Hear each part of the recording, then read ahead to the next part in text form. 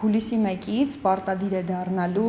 ոչ բոլոր տեսակի գործերով հաշտարարությունը, այլ միայն ամուսնաընտանեկան վեճերով հաշտարարությունը, մասնավորապես պարտադիր են դառնալու ամուսնալուծության, ալիմենտի, երեխայի բնակության վայրի որոշման, խնամակալության հարցերի որոշման, երեխայի դաստիարակության հետ կապված հարցերը,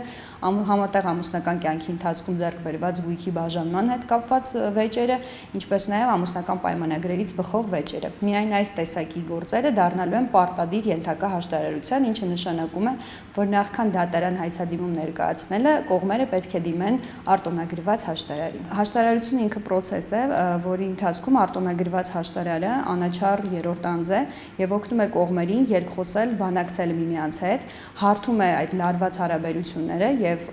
կողմերի հետ նույնիսկ առանձին հանդիպումների միջոցով, այնուհետև համատեղ հանդիպումների միջոցով բերում է կողմերին երկխոսության ու բանակցային դաշտ եւ փորձում են կողմերը իրենց վեճը լուծել հաշտության համաձայնության կնքմամբ։ Հաշտարարությունը օգնելու է կողմերին ոչ միայն իրենց վեճը շատ արագ լուծել, այլև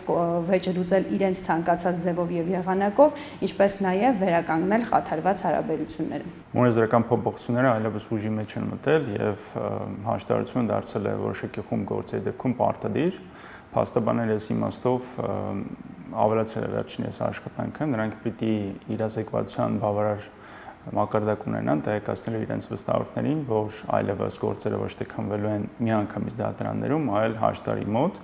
Այս առումով նաև կարևոր է վստահորդներին տեղեկացնել, որ հաշտարարությունը շատ արագ եւ դյուրին պրոցես է եւ հնարավորություն է տալիս կողմերին առանց դատարան դիմելու,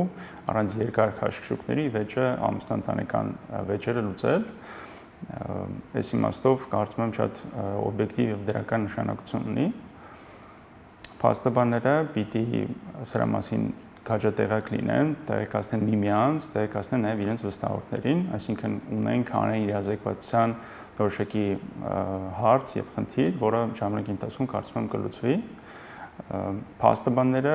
նաև պիտի գիտակցեն, որ սա շատ արդյունավետ գործիք է, քանի որ իրենք կարող են կարճ ժամանակահատվածում, օրինակ տարվա մեջ 7, 8, 9 անգամ լուծել ամուսնաընտանեկան վեճեր, այն դեպքում, երբ մեկ ամուսնաընտանեկան վեճը մինչև պարտադիր հաշտարարությունը կարող է քննվել 2 կամ 3 տարի։ Այս իմաստով նույնպես սա շատ կարևոր եւ դրական նշանակություն ունի։